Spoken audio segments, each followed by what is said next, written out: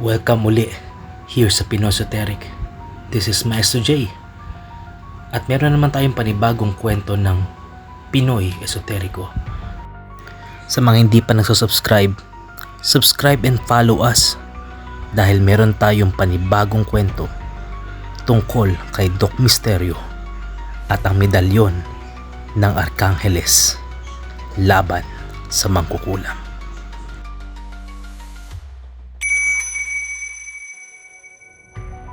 Sa isang lumang bahay sa bayan ng San Gabriel, Mindoro, nag-iisa si Doc Misterio sa kanyang silid habang binabasa ang isang sinaunang aklat ng orasyon. Hindi niya tunay na pangalan ang Misterio.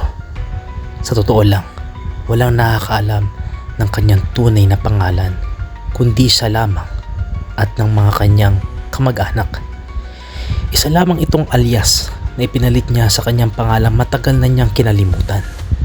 Siya ay isang manggagamot, hindi lang ng pisikal na sakit, kundi pati na rin ng mga sugat ng kaluluwa. Habang hawak ang kanyang medalyon ng 7 arkanghel, nakadama siya ng kakaibang enerhiya. Pinipilit niya ang kanyang mga mata at biglang lumitaw sa kanyang isipan ng isang pangitain, isang batang lalaki, nanginginig sa kanyang higaan, pinapalibutan ng mga itim na anino. Sa kanyang tainga, may bumubulong. Tumulong ka bago mahuli ang lahat. Nagsing siya ng pawisan. Alam niyang hindi iyon isang ordinaryong panaginip. Isang babala iyon. Isang pagsubok na paparating. Sa bayan ng San Gabriel, ang pamilya ng kapitan ay nalilito at natatakot. Ang kanyang kaisa-isang anak na si Andres, 7 taong gulang lamang, ay biglang nagkasakit. Hindi makakilos at latang-lata. Tila may bumubulong sa kanyang tenga tuwing sasapit ang hating gabi. Tinawag ang pinakamagaling na albularyo sa bayan, ngunit wala ni isa ang nakakagamot sa bata. May nagsabi na ito isang uri ng tigalpo, isang sumpa mula sa isang makapangyarihang mangkukulam. Sa isang madilim na kubo sa gilid ng kagubatan, naroon si Luningning, isang mangkukulam na may dugong sa lamangkera. Nakaupo siya sa harap ng isang itim na kandila. Hawak ang isang manika na may buhok ni Andres. Aagawin mo ang aking agimat, kapitan, bulong niya habang hinahaplos ang manika. Ngayon, pagbabayaran mo. Isa si Kapitan Raul sa mga taong lumaban sa mga kultong itim na mahika sa kanilang bayan. Noon pa man, mahinanakit na si Luningning sa kanya. Ngayon, dumating na ang kanyang pagkakataon upang magiganti. Dumating si Doc Misterio sa bahay ng kapitan. Doc, ikaw na lang ang natitirang pag-asa namin, pagsusumamo ng asawa ng kapitan. Gagawin namin ang lahat basta maligtas lang ang aming anak. Pinagmasdan ni Misterio si Andres. Nanginginig ito at tila may bumubulong sa kanya. Napansin niya ang isang maliit na sugat sa kanyang balikat. Isang marka ng tigalpo. Napabuntong hininga si Misterio. Alam niyang hindi ito ordinaryong sakit. Ito'y isang sinadyang sumpa. Nagtirik siya ng 7 kandilang puti sa paligid ng bata. Kumuha ng insensong mula sa Jerusalem at inilabas ang kanyang medalyon. Tumabi kayo, aniya. Dok, di ba doktor kayo ng medical? Bakit ito ang ginagawa mo? Sambit ni Kapitan Raul. Manong, hindi lang ho ako doktor ng mediko. Isa rin akong magagamot ng mga espiritual na mga pangyayari. Kaya hayaan niyo ako. Ito rin ang makapagpasalba sa inyong anak na si Andres. Nagsimula siyang bumigkas ng orasyon. Adonai, Elohim, Yahweh, ipagadya kami sa kapahamakan. Dumilim ang silid. Biglang lumitaw ang isang itim na anino mula sa katawan ni Andres. Isang nilalang na may pulang mata. "Hindi mo ako matatalo, doktor." Isang tinig ang bumulong sa kanya. Biglang lumitaw sa isang sulok ng silid si Luningning. May hawak siyang bote ng itim na likido. Isang likidong naglalaman ng esensya ng kanyang kapangyarihan. "Matapang ka, Doc Misterio," aniya. "Ngunit hindi sapat ang iyong dasal upang pigilan ako." Itinapon niya ang botelya sa ere. Bago ito sumabog, mabilis na bumigkas si Misterio ng banal na orasyon. "San Miguel Arcangel, ipagadya kami." Mula sa kanyang medalyon, sumiklab ang isang gintong liwanag. Tinamaan ang itim na anino at ito'y nagsimulang sumigaw sa sakit.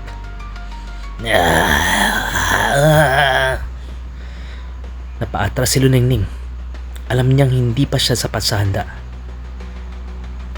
"Hindi pa tapos ito, Misterio," sigaw niya, bago naglaho sa dilim at tuluyang nawala. Si Andres naman ay tila walang malay. Hindi alam kung ano ang nangyayari sa kanyang paligid at nakatulog matapos ito. Pagpahingayin niyo muna si Andres. Hindi niya pa kaya ang nangyayari sa ngayon. Kailangan niya talaga ang dasal, harikit sa lahat, kayong mga magulang niya. Iwasan niyo muna siyang patrabahuin o gawan ng kung ano-ano pa. Kailangan niya magpahinga. Batid ni Misterio ang kanyang pag-aalala dahil hindi niya alam kung ito na ba talaga ang katapusan ng sumpa. Dahil bigla na lang rin nawala si Luningning. Alam niyang hindi niya pa ito napupuksa at ito ay gumagala-gala lang sa paligid. Kailangan niya itong hanapin. Kapitan Raul, lalo na rin sa panahon na to, kailangan magsindi kayo lagi ng insenso. Harikit sa lahat, kung meron din kayong Biblia, lagi kayong magbasa ng Salmo 91. Ito ay magbibigay ng proteksyon sa inyo, sa inyong pamilya, at sa inyong anak. Huwag na huwag niyo itong kakalimutan. Dahil sa ngayon, hindi pa to tapos. Si Kapitan Raul naman ay nag-agam-agam, ngunit sinunod niya ito. Isa kasi ang Salmo 91 na kilalang pamproteksyon at pambakod laban sa mga kasamaan.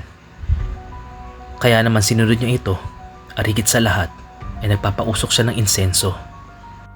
Umalis muna si Doc Misterio sa bahay na iyon upang maghanda sa mga susunod na kabanata niya. Dahil sigurado siya na hindi pa tapos ang kanilang labanan ni Luningning. Umuwi siya sa kanyang tahanan, naghanda, nag-orasyon at nagpondo sa kanyang medalyon. Ang pagpopondo ay ginagawa gamit ang debusyong dasal para magkaroon ng pambakod o proteksyon at higit sa lahat, karga para gumana ang kanyang mga orasyon na siguradong gagamitin niya sa tiyak na kapahamakan, lalo na laban kay Luningning. Makaraan ng ilang araw, dumating sa bayan ang isang estranghero. Siya ay si Detective Jose, isang sikretong investigador ng mga kababalaghan. May suot siyang itim na Amerikana, hawak ang isang lumang aklat at sa kanyang leeg ay may nakasabit na agimat ng habak-lumay. Napansin niya agad si Doc Misterio sa pamilihan. Lumapit siya ng walang babala. "Ikaw ang tinatawag nilang Misterio," aniya. Tumango si Misterio. Pinakikiramdaman ang kakaibang enerhiya mula sa lalaki. "Narinig ko ang laban mo kay Luningning," dagdag ni Jose. "Matagal nang sinusubaybayan ang babaeng yon, lalo na ako. Isa siya sa huling mga alagad ng lumang kulto ng itim na anito. Parte rin ito sa isang kultong nakalabang ko na." Nagkatitigan sila. Sa sandaling iyon, alam nilang hindi iyon ang huling beses na magtatagpo sila. Sa kabilang panig naman, sa isang lumang guho sa gilid ng kagubatan, Nagtitipon-tipon ang mga natitirang mga alagad ni Lulingning. Nagpaplano sila ng mas malakas na sumpa upang bumangon muli. Ngunit hindi nila alam sina Doc Misterio at Detective Jose ay handa nang tapusin ang kanilang kasamaan. Ngayon, titiyakin kong wala nang masusumpa pa, wika ni Misterio. Hinahawakan ng kanyang medalyon at sambit-sambit ang mga orasyon sa kanyang isip. Hindi lang ikaw ang may kakayahan, sagot ni Jose. Hinawakan ni Jose ang kanyang agimat at sabay silang nag-oorasyon at nagpopoder.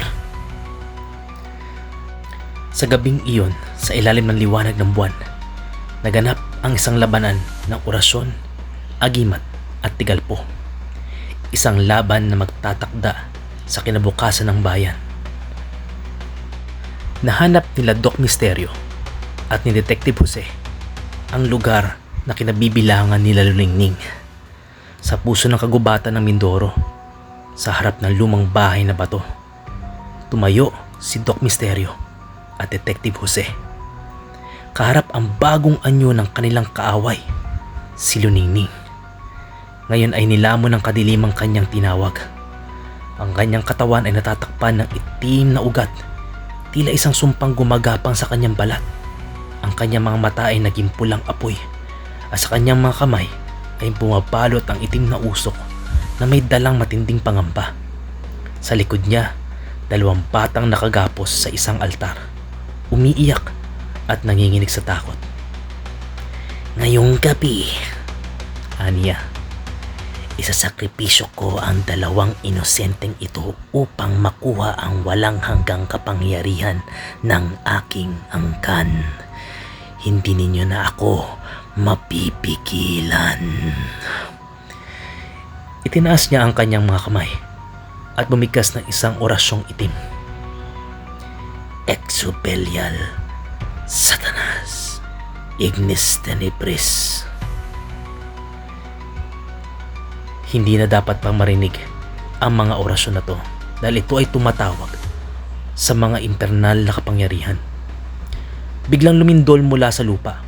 Bumukas ang isang itim na puwang at mula roon ay lumabas ang isang nilalang, isang itim na anino na may 4 na nagbabagang mata. Hindi ito mangyayari. Hindi, sigaw ni Doc Misterio. Sabay hawak sa kanyang medalyon ng 7 arkanghel habang tumatakbo sa kinalulugaran ni Lulingning. Si Detective Jose naman ay hinugot ang kanyang agimat na habak lumay at nagdasal ng orasyong pambakod upang supili ng kasamaan. Kung gusto mong bumangon ang tunay na dilim, aniya, dadaan ka muna sa amin. At ang 2 antingero ay pumunta sa kinalulugaran ni Lulingning upang makipagsagupaan. Biglang sumugo si Lulingning at itinuro ang kanyang daliri kay Misterio. Ignis Nox! Mula sa kanyang kamay, lumipad ang isang itim na sinag papunta kay Misterio. Isang sumpa na kayang tunawin ang kaluluwa ng sino mang tamaan. Ngunit hindi natinag ang manggagamot. Mabilis siyang nagbanggit ng isang orasyong pangdepensa. Adonai, Yahweh, Elohim, Sabaoth, protegeme. Mula sa kanyang medalyon, lumabas ang isang gintong liwanag na bumalot sa kanya. Ani ay parang mga arkanghel na nasa paligid. Nagsalubong ang 2 enerhiya at ang buong paligid ay nayanig sa lakas ng salpukan. Si Detective Jose naman ay lumapit sa altar upang iligtas ang mga bata. Ngunit isang itim na anino ang biglang bumalanda sa kanyang harapan. Diyos Ama, itukil mo ako sa lahat ng pwersa ng dilim, sigaw niya. Sabay iwinasiwas ang kanyang habak lumay. Biglang lumiwanag ang kanyang itim na mata at mula roon ay lumabas ang isang asul na kidlat na tumama sa nilalang. Nagsigawan ang mga espiritong itim at naglaho ang anino. Ngunit si Lulingning ay muling sumigaw. Mulagkas na abismo, lunukin sila. Biglang lumabas mula sa lupa ang isang itim na halimaw na may maraming galamay. Pilit na inaabot si Jose. Ngunit bago pa ito mahawakan siya, sabay niyang binigkas ang kanilang pangwakas na orasyon. San Miguel Arcangel, tagapagtanggol ng langit, ipahulog mo ang espada ng liwanag.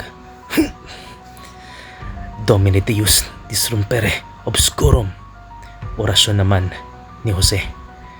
Mula sa langit, bumaba ang isang liwanag na mas maliwanag pa sa araw. Isang espada ng purong liwanag ang lumabas mula sa medalyon ni Misteryo at isang asul na apoy mula sa agimat ni Jose. Sa isang iglap, tumama ang mga kapangyarihan sa katawan ni Luningning. Napasigaw siya sa sakit. Nagsimulang maghiwalay ang kanyang katawan at ang espiritu ng anino. Pilit niyang bumibigkas ng tigalpo, ngunit bumalot sa kanya ang liwanag ng 7 arkanghel at ang asul na apoy ni Jose. Sa isang malakas na pagsabog ng liwanag, naglaho si Luningning kasama ang kanyang kasamaan. Ang mga anino ay naglaho, ang lupa ay huminto sa pagyanig, at ang altar ay bumagsak. Mabilis nilang kinalagan ang 2 bata na ngayon ay muling nakakagalaw. "Salamat po," umiiyak na sabi ng isa. Dila na nila ang mga ito pabalik sa bayan. Ngunit saan sinalubong sila ng mga taga-San Gabriel na lubos ang pasasalamat. "Tapos na ba ang lahat?"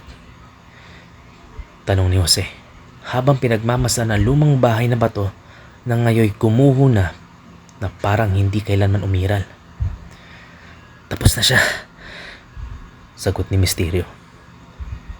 "Pero ang dilim ay lagi nagbabantay sa anino. Hindi natin alam kung saan o kung kailan muling babalik ang kasamaan."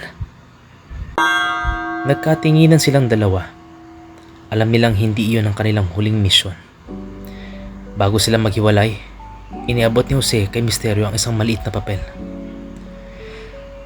"Nasa listahan ko ang ilang pangtulad ni Luningning.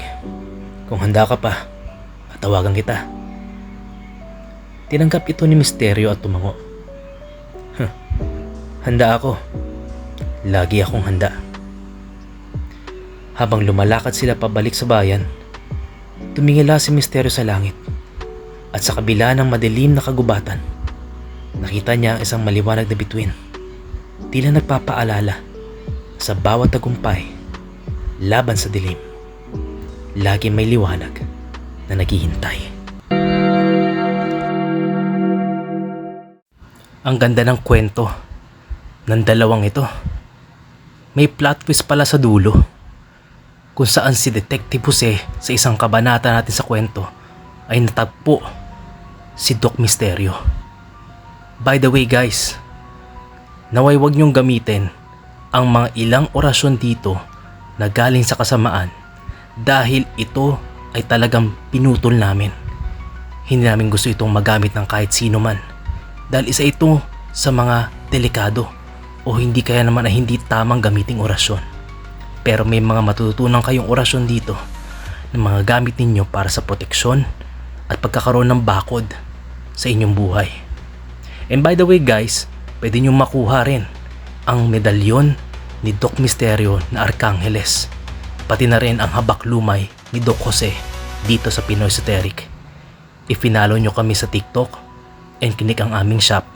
Makikita nyo doon ang iba't ibang uri ng aming mga agimat at anting-anting at mga amulet na lehitimo, konsagrado at may instruction para sa iyo. And guys, maraming salamat sa pakikinig sa inyo. If nagustuhan ninyo ang istoryang ito, please subscribe and also support us here sa Pinoy Esoteric, mga kwentong Pinoy Esoteriko, Pinoy Horror Stories at kwentong agimat. Paalam.